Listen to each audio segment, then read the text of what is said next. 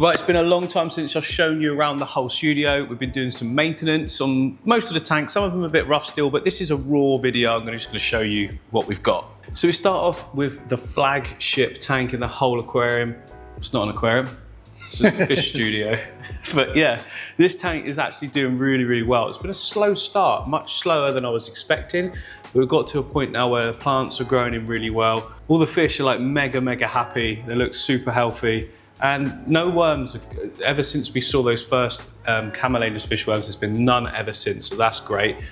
Recently it did have a bit of a cyanobacteria outbreak on the bottom, but it's basically because there wasn't any flow getting in that front section. But we readjusted all the outlets and things, and it's starting to clear now because it was like a full-on coating. So I'm pretty sure that's going to sort itself out, meaning we don't have to use any chemicals because you shouldn't use them if you don't need them.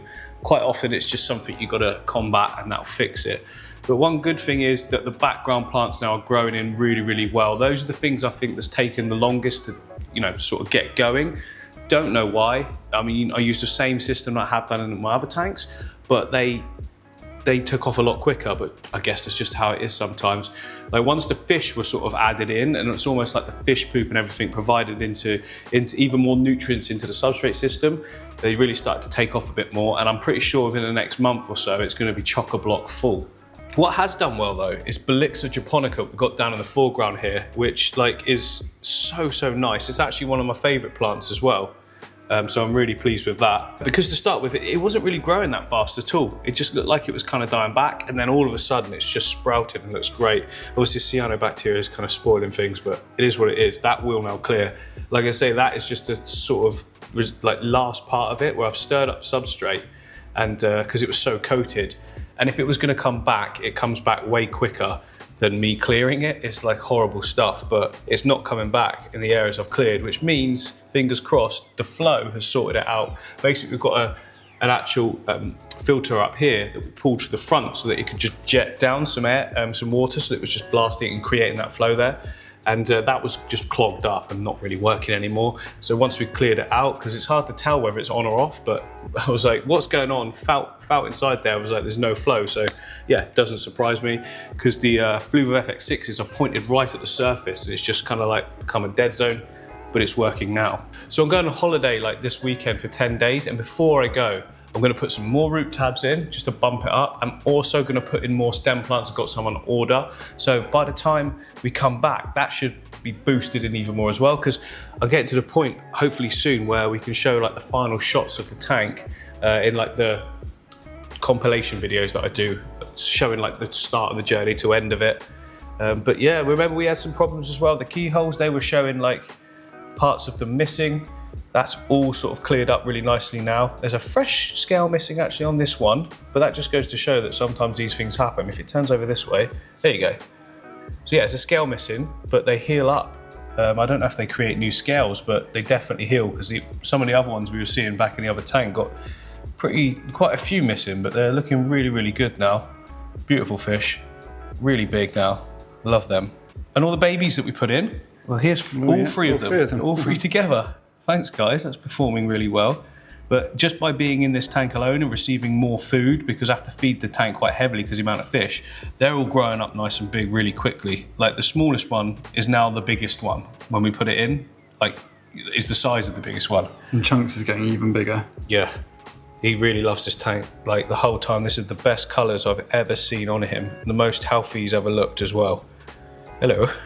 And the angels have got even bigger. Definitely. Again, we've been feeding it heavy because I've been trying to get the nitrates actually up in the tank, because it just helps really well with plant growth, because we're not getting any algae. And to me, sometimes when you're not getting algae, it can suggest that there isn't enough nutrients. One thing that is doing really well is the Java fern. So look at that Java fern there. You can see the original... Excuse me. Come up. Me. So the original pointy up leaves are there, but all those new fresh baby green ones, that's all the new growth, which is really, really good sign, because sometimes I can struggle with... I'm literally just getting fish. Oh, well, they know what a Java fern looks like, I guess. But yeah, sometimes Java ferns can struggle. Like you put them in, nothing happens, and they just sort of go bad. But these have started regrowing new babies like instantly on every single one of them. So I'm getting that sort of thick nurse log look that I was going for, with everything sort of growing off of it. do need to trim that rotile. I was kind of waiting for it to curl a little bit so I don't have to trim it too low, so the replanted was like doubling up. But look how healthy it is. It's perfect. Best thing is though, this tank, lots of lighting going in and no algae. So, you know, I'm happy with that. I do want to see a little bit more of like the green dust algae and stuff like that, because for me, that's always a good sign that there is just the right amount of nutrients. You're not getting string algae, you're not getting anything like that, but a little bit of dust algae, easy to wipe off, but it's just my signifier that we've got enough nutrients for the plant. So yeah, more leaf zone, I think. I have been chucking it in here though. I've got one bottle that I just take the top off and just go brrr. But yes, it's getting there now. It's really getting there. Not every tank's the same, that's the thing. You can't, just one rule for one tank and apply to the next. It doesn't work like that. Like, they are literally all their own ecosystems. Right, let's move on to the bowl, which was set up 3 weeks ago, something like that. 3 weeks to a month ago. Starting to grow right in. It's right on the cusp now of needing its first trim. I've not had to do a single thing since we filled it up. I've not even had to fill it up, actually. I haven't, have you? No. No. Look, it's only evaporated that much. It must be something to do with the shape of the bowl or something. But what's really nice is, I mean, this light is so good from Chihiros. I don't even know what it's called. They don't even make it anymore. I got it before it came out, which was years ago because they sent it to me, but I've always used it, and it makes the reds go so nice. We've got full glossostigma growing down here as well. Like, even though there's not a huge amount of light, all the Liliopsis looks great. There wasn't a single bit of diatoms. There's never been any algae. All of the reds are popping like crazy. Yeah, massively successful bowl, this one. And usually I let them sort of grow out and just sort of forget about them, but not this one. I'm not doing that on this one. It's coming back. I've got some really nice endlers in here, and they're going to be breeding shortly as well because they're of that size now. Can I see any pregnant females? Yes, we've got pregnant females, so there's going to be babies coming soon, if not already. I can't see any though, and in a bowl it's actually quite easy to see babies because they reflect off of things. Yeah, all the shrimp are still doing well in there. I can see them all dotted about, and it's a very successful tank. Really, really happy with it. And it's the sort of thing that I was trying to show where anyone can set it up, because some people are put off by equipment. They're like, oh, I don't want to buy that, I don't want to buy that. Whereas this is just a light and a bowl and a substrate system and plants and fish and water. So this tank here is the newest finished addition to the studio. We've got some other projects going on at the moment, which I'll show you shortly. But this is the newest one, and it has been insanely good. Couple of weeks set up now. You guys have only just recently seen the video, but it's been running for a few weeks, and again, no algae, just looks absolutely brilliant. The Chihiros light given such a nice, really nice colouring rendition to all the fish. They're all settled in amazingly now and doing exactly what I was hoping, which was full exploration mode. We've got the Raminos and the Danios giving you that sort of sideways, look, they're going opposite lanes. It's like a highway. And then what is quite nice as well is we're trying to give it like that feel of the river's edge. So you've got like more coarser stones in the middle because that's where the faster flowing water is, which washes away the sand. And at the edges, you've got the sand. And then you've got the dark bit at the back. Oh, look, there they are. Hammerhead Acaras, they're doing really good. Colours are popping like crazy. Hopefully they're going to breed. Very timid, aren't they? Yeah, they can be. I mean, we don't spend a lot of time just in front of the tank because it's over in this corner. So like any tanks that are near our desk, they're coming out all the time. But Acaras in general, that size, I mean, they're normally quite sort of shy, so it makes sense. But what's quite nice is that we've got those darker areas at the back. And even though you've got all these fish in the foreground like this, the Ember Tetra seem to be attracted to those dark areas, just like what you'd sort of see if you was in like an actual river observing fish in the wild. Just part of their behaviour is where they go. I guess it's breeding of things as well, because I've just seen then actually some breeding behaviour with some of the darker males chasing the females out, vice versa. But it's really nice looking. The gold guppies, look, they're so nice. Right out in the open now. They were hiding for the first like day or so, but yeah, they don't just stay at the top either. They do explore everywhere. I think it's just because we're over here, but they mostly go at the top, but we have seen them in amongst everything. So we used a lot of donor plants for this tank, stuff that was dotted around and stored in others that were ready for another build. And I'm really pleased to say that they've all converted into this tank really nicely, especially the above water plants, which I knew they'd do fine. But sometimes when you move something like that, and remove some of the roots that are like trailing, which I did. I snapped a few bits and bobs off just so it'd fit, but still just doing absolutely brilliant, all fresh. And I love this view just from the top of the tank water, because if you calm down, it literally looks like it carries on as part of the same plant, which, you know, that's exactly the look I was going for. So great success. I love this tank. It's great. Just the movement of the fish. Look at how orange they're going. Yeah. So they're the males. Here's the discus tank, which I did a big maintenance session on it yesterday. It gets this horrible algae in it. It's the moss ball algae, which nothing seems to kill it. You just have to deal with it, get your hands in and get it out. I've got most of it out, but I can actually see some right now. Excuse me, guys. These guys are pretty chill now. They're used to my hands in the tank, so they don't get freaked out by it too much. But yeah, basically all the plants were pretty much growing into the foreground because there's quite a lot of creeping plants in here, and it's just taking up like space from that. But the fish themselves still doing just as good as last time, if not better, if I'm honest. Like the actual prime specimens are still looking insanely good. Like with any group of fish, you're going to get a hierarchy. You're going to get some that are weaker than others, and you can quite clearly see that now with some of the blues. They're just nowhere near as thick, but they still seem completely healthy. They still compete for food. They don't hide at the back. So anytime you see a discus at the back completely hiding, it's usually a sign that something good is not going to happen. We've had that ourselves. We've had to segregate them into their own tanks, and you still don't get them come back from that. But these guys, they all stay out, they all eat, and they just look so good. Load of the cories all coming forwards now. Lots of stir-bys all coming about. Oh look, there's the baby pleco. So yeah, the plecos in here are breeding, and there's quite a lot of them. Another one up on the wood up there, clean that up for us. See them at the back? Yeah. The back piece. Yeah, they're everywhere actually. Came in one day and there was like 10 little tiny babies all over the glass, and if there's 10 of those, there's got to be even more. There's another one there. Yeah. On the rock. I dare say they're going to grow a bit bigger and maybe choose some of the Echinodorus, but I think there's enough plant life in here so that they can't decimate it all. There's a baby Cory as well. No way. Yeah, on the rock. Oh my goodness, there's two. Yeah. There's one down there. I did not know that. Yes. Do you know what's weird?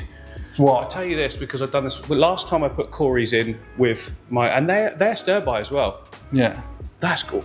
I think they're stir-by. Yeah, they look like they are. Yeah, they definitely are. Yeah, and they've got a slight bit of orange starting to show.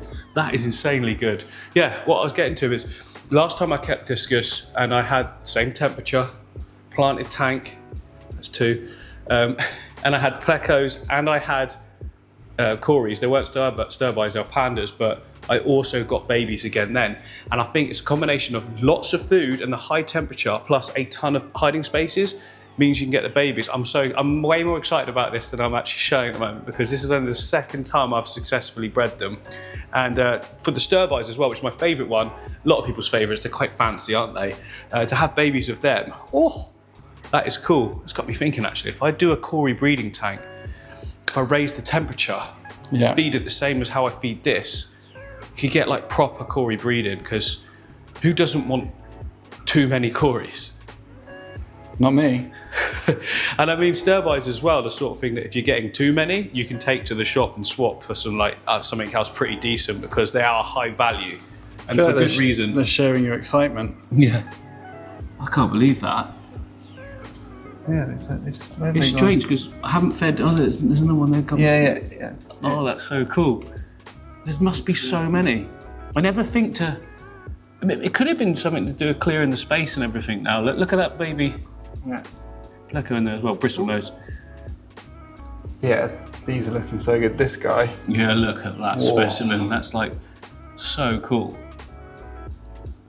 Yeah, they feel they're settled now, aren't they? Yeah. Just in terms, like you said, in terms of their territory and the hierarchy. Because when we first got the group, we had a couple of sick ones, which sometimes can literally happen just because they don't get along with the rest of the group or whatever. And then it became a little bit nervy. Do you know what I mean? Each morning, like, how's it going to be? But now it's like, we know that they're all good. They're all good together. I kind of want more, but I just, you know, they're only going to get bigger themselves, and this tank isn't suitable for it, but someday maybe. Whoa, 8-foot discus. Yeah, the only thing is heating an 8-foot tank. Yeah. Energy bill through the roof. I mean, it's high enough as you can imagine as it is. In the winter months, it's nearly £1,000 or like $1,200 for energy every month for this place. So, you know, add that to the mix. There's got to be another 100. So Ah, screw it, I'm gonna do it. Let's get another 8 foot. Yeah, true. Double the bill. The Malawi cichlid tank is doing good. We've had to drop the water level even further because these guys go at it at feeding time, like proper jumping out. What we're looking at doing is ordering in some perspex and creating a lip that overhangs and sort of goes, see this, look, they go nuts up here. They know my hand is not food, but you know, look at the size of this boy. The dominant male. This one's the dominant one, I think. I think it's a toss-up. Yeah, that's probably what the jumping is. Yeah, they have a good old go at each other, don't they? Yeah. There we go. But the tank itself is in need of a change soon. Like I said previously, we're still waiting on, we've got like an order in for a massive tank for these to go in with their own sort of look. It's going to be insane. It's a custom job, so it takes time, but you know, they're going to get it. I don't know how long it's going to be still. So that's why I'm trying to think about getting this lip around the edge sorted. I could drop the water again, but then you're confining the space even more. I'd rather create the lip. Again, that needs to be custom. But then I can fill the water level up. You know, not that the water quality is an issue, it's just like space in general. We have got the big rocks in there for like hiding, but they're not really breaking line of sight because when we built it, they weren't as big as this, nothing like, probably half the size. So yeah, more and more males are becoming dominant because the females actually switch. They like go from female to male. We've got some sub-dominants coming in as well, which at some point might become the dominant male.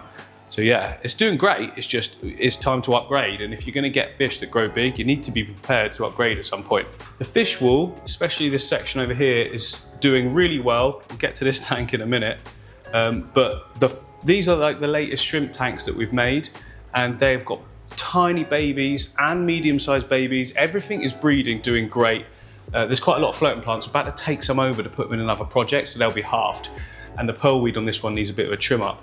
But once you get your first batch of shrimp breeding, you're pretty much away. Getting that first batch to get the new babies makes a hell of a difference. It's almost like whenever you get a group of shrimp, a few will die off. It's just kind of how it works sometimes, just a change they don't like.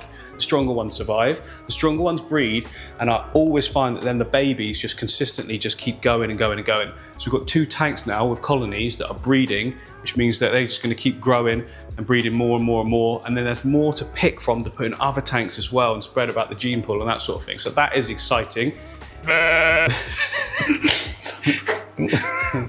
For those of you who don't know, Stefan just passed wind.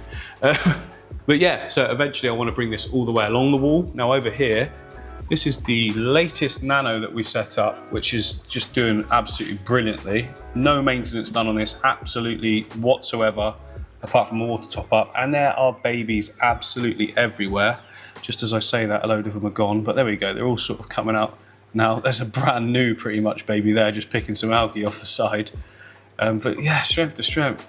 We put in some shrimp in here as well, which are just casual sort of, they call them culls because they're not pure enough for others, but the reds look pretty amazing to me. They're just common, so I put them in here. They're doing great. See them dotted around. It's a really nice tank.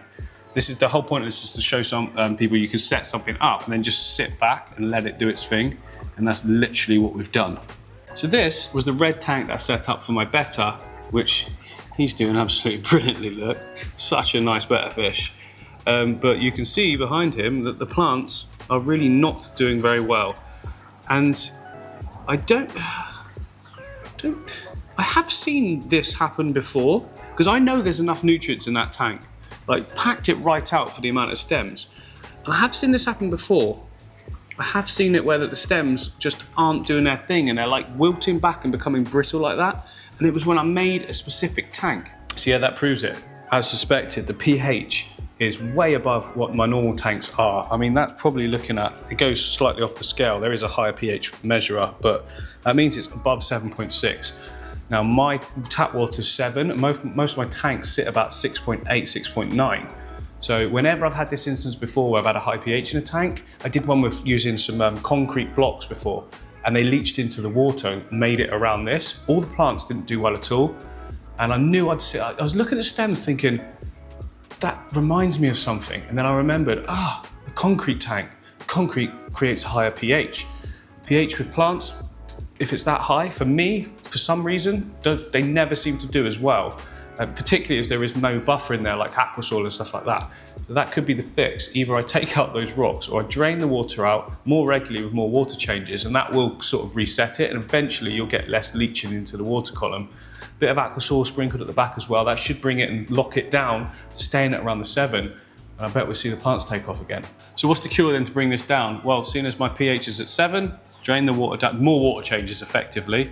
Eventually you're going to be removing any of the leaching, and it's going to keep it to a low level. Also, if I add in some aqua soil to the whole back layer and just pray that it doesn't migrate forwards, it shouldn't do, although there are amano shrimp in here which might do it a bit. It's fine, it doesn't matter, it's not going to hurt, but that will help like bring the pH down a little bit as well. So yeah, that's going to be fixed. Next time we do the tour, this is going to be fixed, although we are going on holiday for 10 days, so yeah, don't worry about that. The higher pH doesn't affect the fish at all? Well, not affect, no, I mean they can live in such a wide range. Certain fish will prefer a higher, and certain fish will prefer a lower, like angelfish and that. They're going to love the new tank we've done, which is a lower pH, more acidic, so below 7, because it mimics their natural environment a bit more. I mean, that's if they're wild caught, which most of them, like fish like angelfish now, not often wild caught because they're quite easy to breed, and it's cheaper for the wholesalers to breed them than to just get them caught from location, shipped all the way over, you know, just increases cost. Whereas if you can get them for free from babies and just a bit of food, obviously you've got running costs and that as well. But yeah, quite like all the betters pretty much, like this betta is not a wild betta. It's been born and bred in captivity, which means that there's several generations gone through. And yes, their water chemistry will be different to mine, but it's not going to be as like wild as the environment that they're from, probably. Maybe it is, I don't know. But I always find that anything that's captive bred does absolutely fine in pH 7 at least, because I suppose that's the middle ground. So there's a lot of people saying before, when I got Mabunas and Malawas and everything, were saying they're gonna die because you don't have a high enough pH, you're not raising the pH. I just go with the tap water and everything seems to work out good. Timmy! Yeah, it wouldn't be a fish studio tour without Timmy coming into it. Look at him now. Look at him. Let's give him some pellets. Oh yeah, oh yeah. Here you go, buddy. Here you go. He normally has 5. 1, 2, 3, 4, 5. Yeah, some of the Odessa barbs do try to have a go at it, but it's too big for them. There we go. Then he runs away with it. And nowadays, he used to have to munch them up, but now he can eat those whole. He'll do it in a sec. When he stops, he'll just... They don't last long, do they? No. And I sort of let them float around when they want, because you can sort of go and hunt them then. A little bit of natural instinct. There we go. Gulp that down. That one's gone. And they'll come back for more. They don't have tongues, so they have to swallow water to swallow their food, which is why they can't eat out of land. They have to go in the water to eat. Oh, I didn't know that. Look at that neck. Wow. Get off my pellet. You see that? Wow, that was that one was gone. There are more, buddy. You can definitely like smell them. They've got a little nose in the water. I guess that works in and out of water, because I'm going to go away so we can find the rest. So this one, the experiment is over.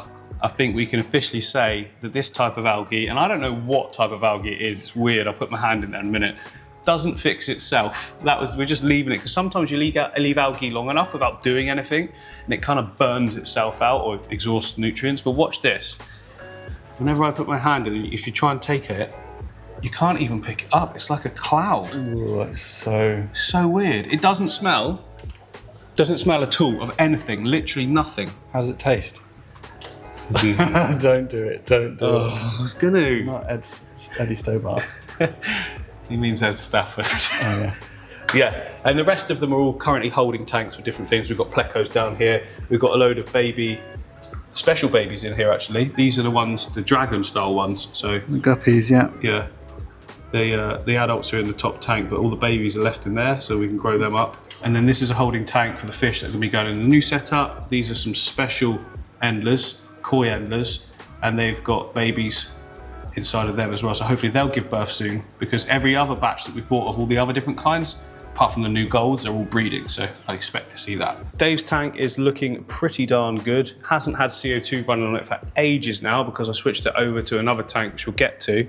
But everything's growing in nicely. You can see the fish hiding at the back. Again, they're not used to us being over in this corner, because we only sort of come over here when we're doing maintenance and things. It's not like a through path, is it? But yeah, I can see them just back there. They're all huddled in. All the Harlequin Rasboras, or are they copper Rasboras? One of the two. So moving on next to them, we have got the jungle tank, which really is looking like a jungle now. Like, this tank has just been another breeze.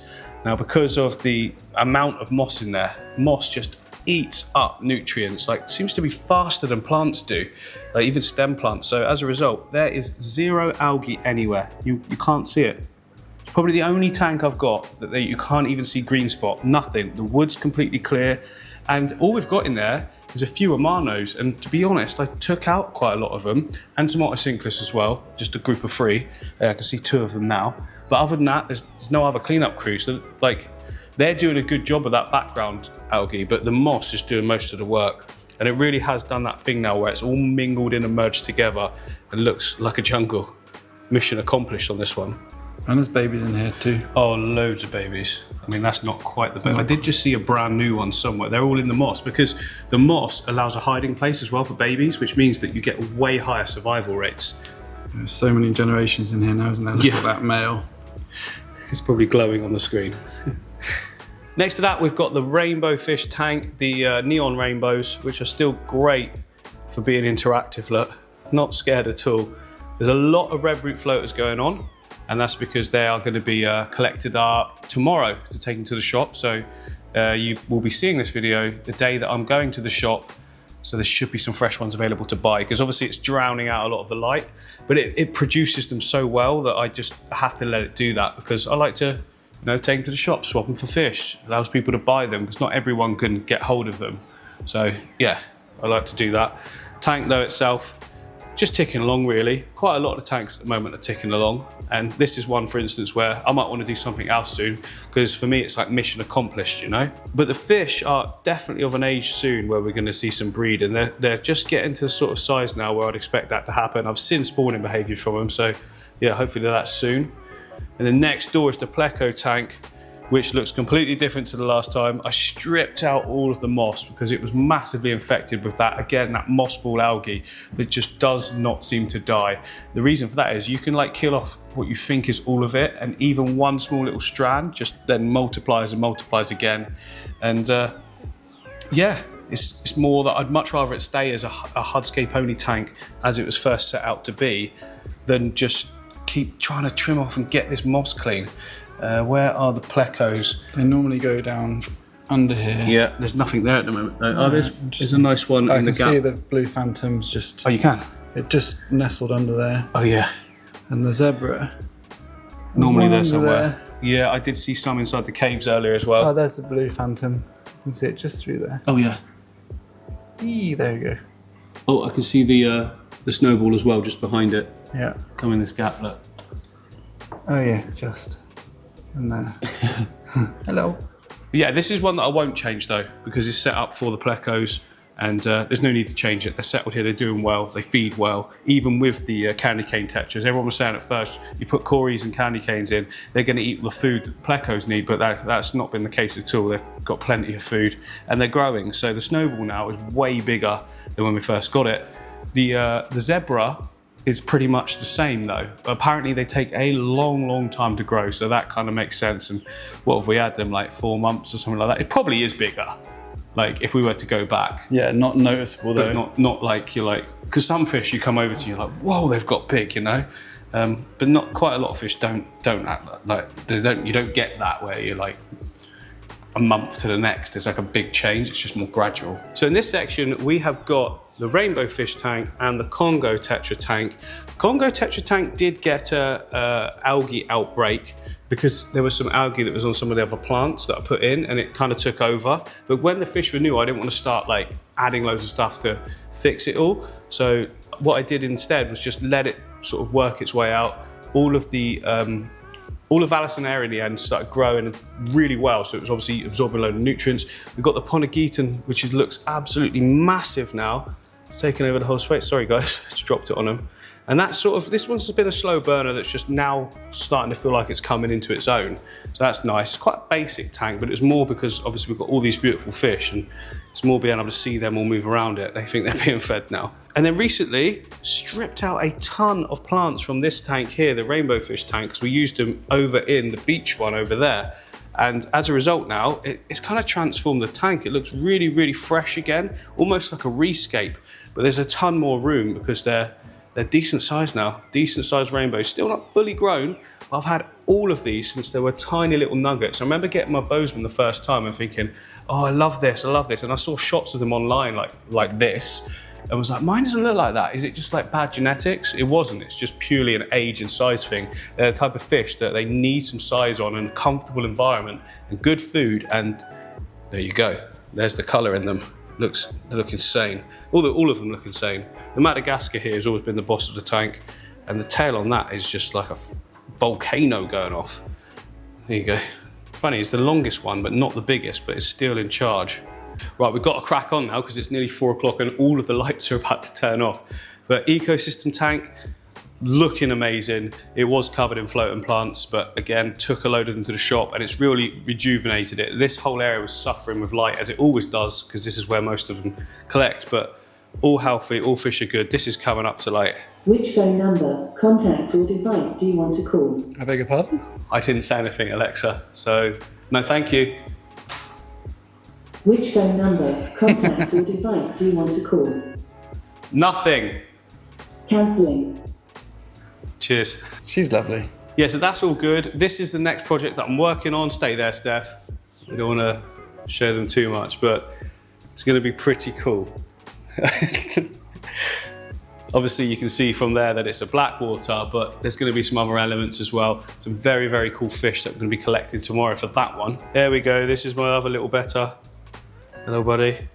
He's just loving that tank. It's always been his little home, hasn't it? It's quite chock-a-block full. Some people will be like, oh, there's not enough space for him, but they literally live in like real dense areas like this. He's got his own little roots all around and through it. And it's a decent sized tank for him. I mean, the back area is completely clear, so yeah, he's all good. And then next to him, we've got George's tank, which is taking a bit of a back seat. We've got some nice Bolivian rams in there, and we've also got these Rummy-nosed tetra. I think they're going to be going into the Blackwaterscape, which makes sense because it's that style of South America vibe we're going for, and that frees up this tank because saltwater tank, which some of you, I haven't even cleaned the front of the glass. Oh. I did some maintenance on it yesterday. Hang on. I'll just edit this bit out, yeah? Yeah. Make sure we don't show this bit. What, cleaning? Yeah, because I've messed up. Yeah. Yeah, so this bad boy yesterday was chock-a-block full of this macroalgae. I literally had a bucket full of it come out. The fish, again, they don't mind. They find their own little roots for it. Certain areas it doesn't grow, but it is nice to be able to see them quite properly. Again, the other one's in the back corner over there, the female or the male. I always forget. The male or female, one of them is bigger than the other and they can chop and change between based on hierarchy. Anyway, doing just as good as ever. They've been a great fish, been no problem at all. This tank has been so easy. And because of how easy it is, it's making me, this is going to be what this one converts into. I'm going to convert this into a saltwater tank. I'm going to build my own sort of internal sump at the back with like a false wall in front. I'm going to do it another macroalgae, but with some extras in, and just sort of go for the next level because I do enjoy it. I do want to do it a little bit bigger scale and a bit more, different, because we've got so many. This is only saltwater one. Might even do a saltwater bowl as well, or like a proper nano. I think they call it a pico. 8 foot saltwater? I don't know. Sorry? 8 foot saltwater? 8 foot saltwater. I mean, my skills aren't. I think when you get to that level, you need a full-on sump system, like everything that measures everything. You might not. I mean, it might be one of those things where people think you have to have all the tech. But again, maybe in an 8 foot. I know with freshwater, the bigger the water is, the water volume, the easier it is. It's probably not going to be the same as saltwater though, but yeah. That's exciting. The light is just dimming because this fluval was on like a ramp down, but this is the mother tree. And as you can see, some tannins have been released into the water, which wasn't the initial look, but the more I see it every day, the more I really like it. It just suits quite well with the whole tree bit coming out the top. There's no algae, anything like that. There's just nothing to clean. Fish seem to really love it. The crebensis are actually pairing up properly now. And there's a female here, there she goes. I was just looking at the top of the tree. Oh yeah, there's the female. She's they go in that little cave bit back there together and sort of guard the front sometimes, which to me suggests, you know, something's going on. Yeah, easy tank, such an easy tank. Nothing's been needed so far apart from top-ups. The top plants, a little bit worried when I put them in here because I had to take some roots off, and if you take off the roots, you're actually pulling away the ability to draw up nutrients and water. But look, this is all new. This whole section here is like new growth and extra leaves coming off, so it's clearly getting enough water or it wouldn't be doing that. Little new nodules here. Oh yeah, here. yeah, that's for the Monstera, that one is. So another set of special guppies we got. This tank, again, nice and simple. I set this up in a way that was supposed to be like, anyone can do it. So it's just like basically one plant, or two plants, Anubias, one stem plant, and these were the dragon ones, and there's babies everywhere. Well, these aren't even babies anymore, they're juveniles. But there's generation after generation, you see? Yeah, they're all good size. You know when the fish are out in the open like this and they're not getting eaten, that you're gonna do well. But really fantastic colours on these guppies. I've been getting quite a few guppies recently. I don't know what it is. I've like sort of rekindled, look at this one. Yeah, it's crazy. That gold on the side. So I sort of rekindled my love for them because I was well into them when I first started, as everyone is, and now every time I go in there, I'm like, got any new guppy strains? It's like the first thing I ask. Right, we really are so good on screen. Ooh. We really are running out of time, so I've got to be quick. But yeah, Mabuna tank, I mean, a lot of you have seen it many, many times before. It's now had all of the plants that we used put in here just as storage come out, and they've got their whole tank back. Again, I've dropped the water level because they're all getting big and they could be jumpy. So I'm probably going to build another lip thing for this tank as well, which does spoil the aesthetic a little bit, but fish first, right? And then that one there, I'm not really going to talk about it. It's not done yet, but my goodness, is it working? It's working really good. See you guys on the next one. I hope you've enjoyed it. Looking at doing these on a regular basis now so that you guys can keep up to date with everything, as well as all the build videos. So yeah,